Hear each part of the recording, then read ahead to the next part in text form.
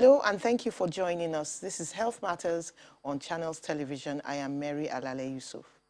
Worldwide, there are more than 249 million confirmed cases of COVID-19.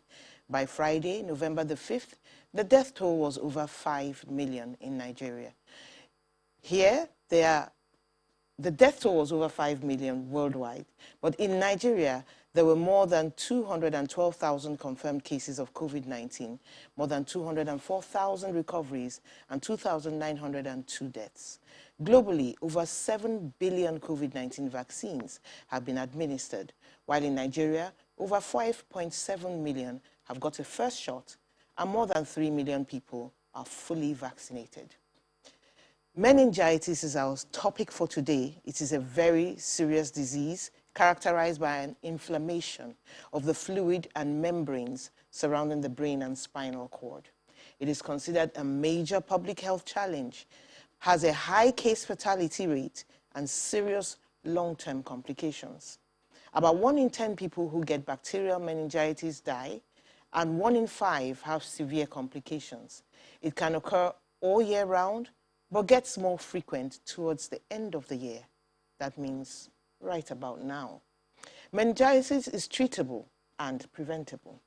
My guest joining from our Abuja studios is Director of Special Duties and lead of the National Cerebrospinal Meningitis Technical Working Group at the Nigeria Center for Disease Control, Dr. Priscilla Ibekwe. You're welcome to the show. Thank you. Okay, it seems that there are many causes of meningitis, but the bacterial one is of particular concern. Is that what is troubling us in Nigeria? Yes, you're right, in the sense that you're correct to say that there are many causes of meningitis. You have viruses, fungus, and you also have bacteria. We're really concerned about the bacteria because the bacterial causes of meningitis, there are vaccines that are available. So it's a great win when you have vaccines. You can manage the problem through vaccination.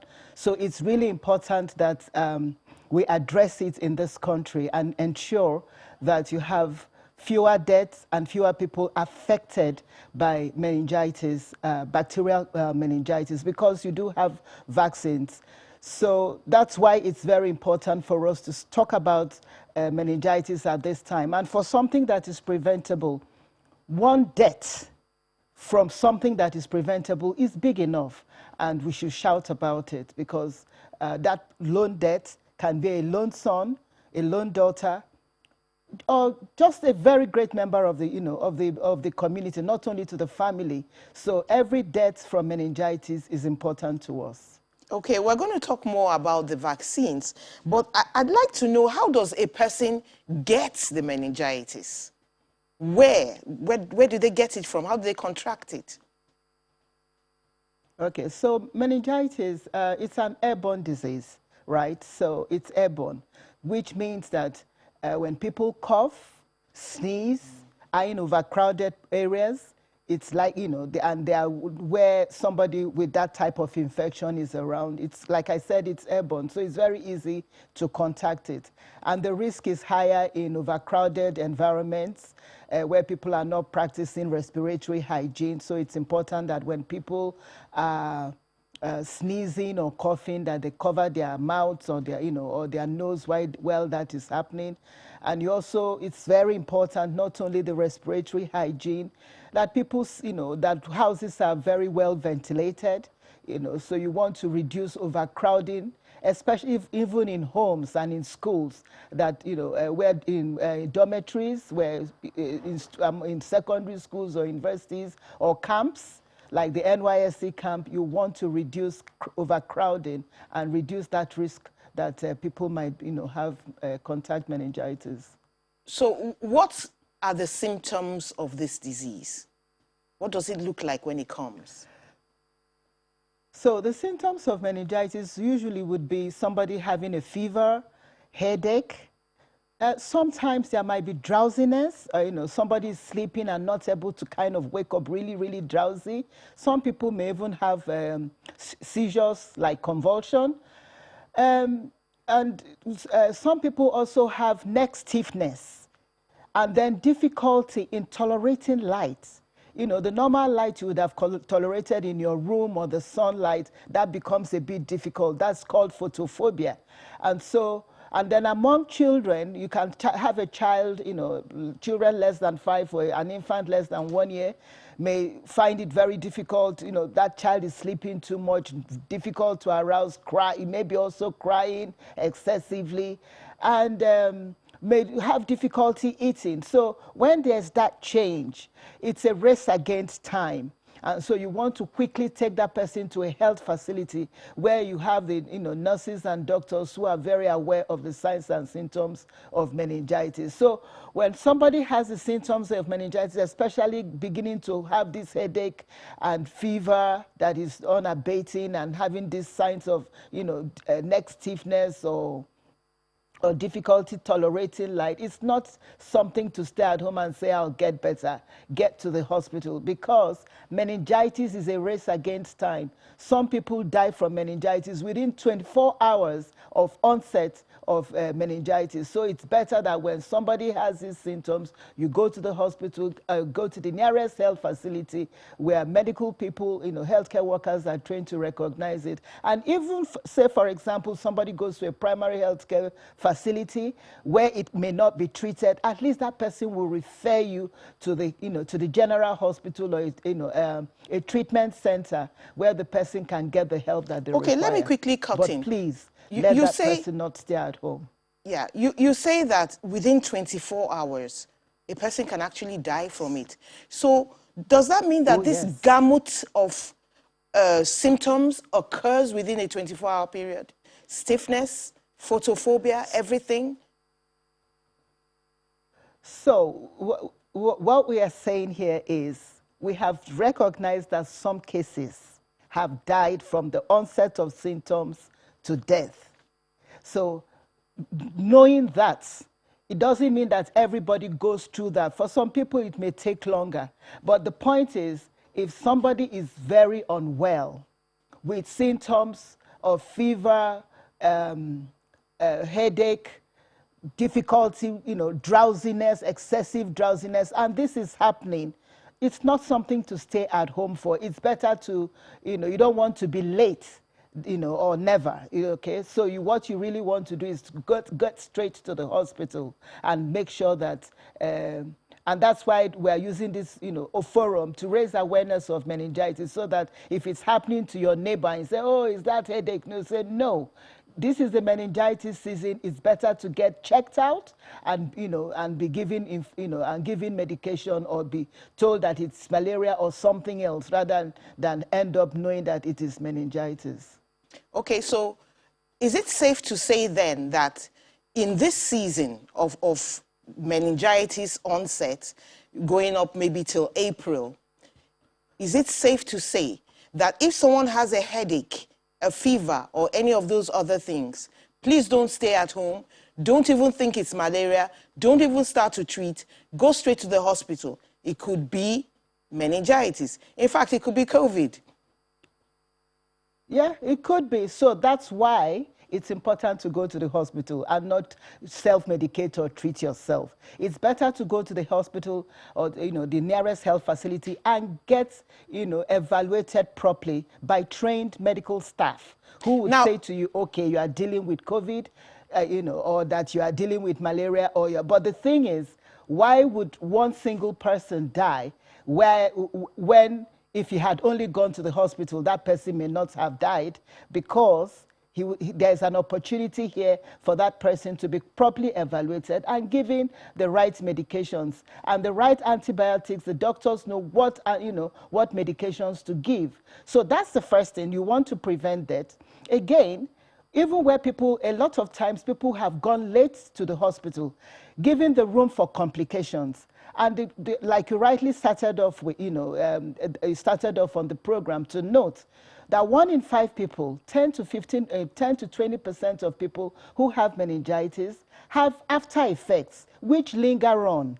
For some of them, it's lifetime. So why would you not go to the hospital to, you know, to prevent complications of meningitis that may last a lifetime? So Tell us what about you some of want these to do, the right thing complications. to do is not... Tell us about some of The these right thing to do complications. is to go to the hospital. What are these So complications? some of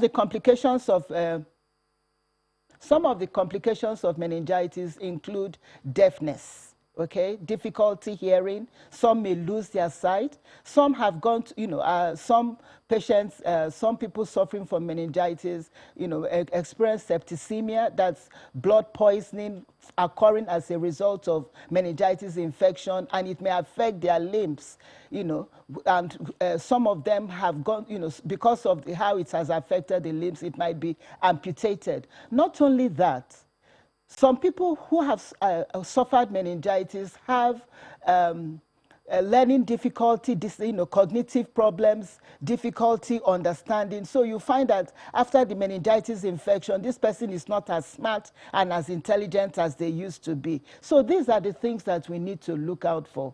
There are very many complications of meningitis, and some of them are long-term, given the long-term effect. That's why it's really important that you go to the hospital early, get treated, and avoid some of these complications that may arise, which you can see are lifetime. Some of them could be lifetime. Okay, let's even talk about the vaccine. There's a vaccine for meningitis. In fact, I think it has been there for quite some time. And a mother takes her child for a vaccine and feels, oh, my child is safe. He's not going to get meningitis again. Now, COVID has taught us that that's not exactly true, but that whatever the person has is likely to be less deadly than it would have been. But why are we having so many cases? Is the vaccine not effective, or are people not taking it? Or what is happening here? Okay, so I like to answer that question. I like to give us a bit of data and a background. So, for example, several years ago, as far back as 2009, there was hundreds and thousands of people who had meningitis. And then in 2016, 2017, you know, in this country, there was a massive meningitis outbreak, for which we had 14,500, over 14,500 people suspected cases, reported over 1,000 deaths. So we gave the meningitis vaccine. What was really causing it at that time is the, Neisseria meningitidis type A. You have type A, B, X, W, and Y. So these are serotypes of that, bacteria. So because the type A was a big problem in Africa and also Nigeria, there was a massive campaign, okay? Campaign, and with the meningitis vaccine type A was given. And now we're having less reported cases of type A. As a matter of fact, in the past 3 or 4 years, we have had no reports of type A. However, we realize that many of the cases we are now finding is that one that is caused by type C. And so what we're saying, and the good thing too, is that Nigeria, being proactive since 2019, has put the type A vaccine in our routine immunization for children. So type A is near kind of eliminated. We've not had any cases picked up. So what we are saying is that why would a child now have meningitis from type A when there are vaccines available? So we want parents to, for this vaccine that is available, we want all children to be vaccinated from it. And then we are continuing to work, with global body, the WHO, and other sister agencies like the Primary Healthcare Development Agency, to ensure that once other types of vaccines are available, combination of vaccines are available, that they're available that's available worldwide, that Nigeria gets it, and that is also used in Nigeria. And this is the right point at which I'll have to talk about the Defeating Meningitis Roadmap. Okay. In recognition Let me cut in there just a minute. Big public health issue. We'll let you talk about that, but we'll go on a break first. As soon as we come back, we'll continue with the meningitis talk. Please stay with us. Welcome back. It's Health Matters on Channels Television, and we are discussing meningitis. We are in the meningitis belt. That means it's endemic in Nigeria. And we have Dr. Ibekwe with us today. If you want to call and ask a question concerning meningitis, the number is 0808 054 2233. Meanwhile, Dr. Ibekwe, you wanted to talk about the push to defeat meningitis by 2030. Please go ahead. Thank you. So in recognition that meningitis remains a public health problem worldwide, so as far back as 2017, the WHO Africa, made a move and, pushed the agenda. And now meningitis is included in the 4 areas of work globally for the World Health Organization. And so we have developed, working together with WHO. WHO has launched a global strategy, the first ever global strategy on meningitis, the roadmap to defeat meningitis by 2030. And this is a very important, significant milestone for us, especially in the, African Middle Belt, because it gives the political push to ensure that we actually find a way of getting a world free of meningitis. There are 3 main goals to this. One is to eliminate bacterial meningitis epidemics or outbreaks. We want to eliminate it so that you don't have outbreaks anymore of meningitis. Bacterial caused meningitis. The second thing we want to do is to reduce the cases of vaccine preventable meningitis by at least 50%, and also to reduce deaths caused by bacterial meningitis by 70%. A third strategic objective, a strategic goal for this defeating meningitis global strategy roadmap, is to actually reduce disability and improve the quality of life of people who have suffered from meningitis of all causes. That is very important. So irrespective of the cause of meningitis, these people can Let me cut in for a moment there. So we have a call. We want to... Yes, sure. Dr. Ibekwe, let's quickly take a call from Blessing. Hello, Blessing. It looks like we've lost Blessing. So I'm going to ask Dr. Ibekwe to continue with her explanation. Hello, is Blessing there? Okay, so Dr. Ibekwe, you were talking about, getting vaccines, maybe new coming in vaccines that will fight other serotypes of meningitis. Are these vaccines available or are they in the making? Okay. So some of these vaccines are available, but not in those large quantities at which you can give them routinely.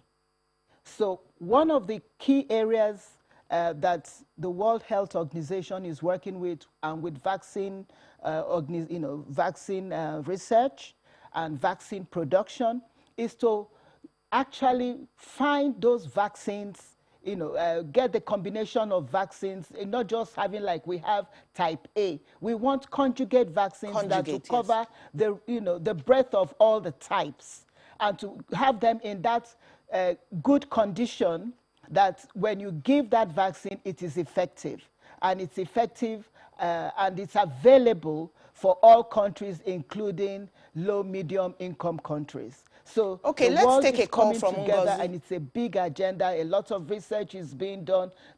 A lot of research is being done, and WHO is, all these vaccine producing companies have to make sure that they meet the WHO pre-qualifications before these things can be used. So the point is, let's see if we can take on deck.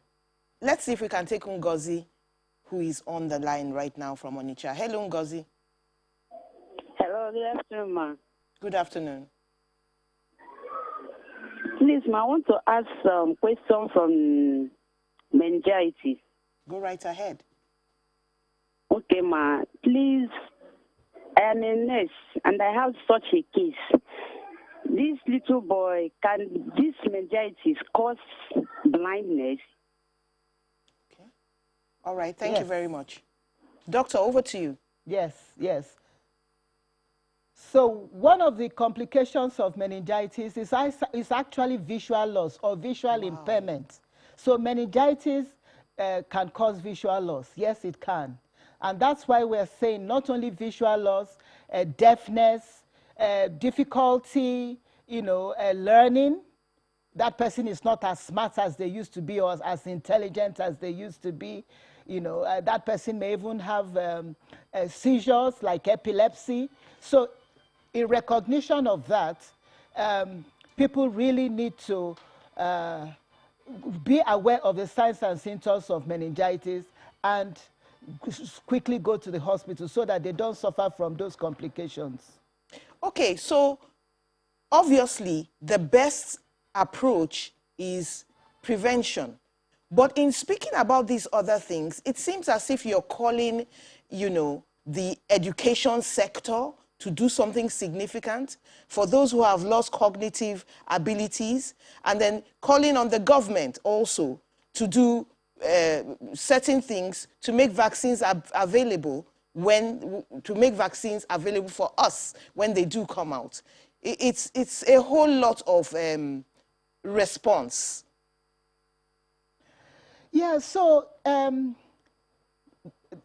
it's very important that we know that meningitis and managing meningitis is everybody's business. It's everybody's business in the sense that we need to be aware of the signs and symptoms of meningitis.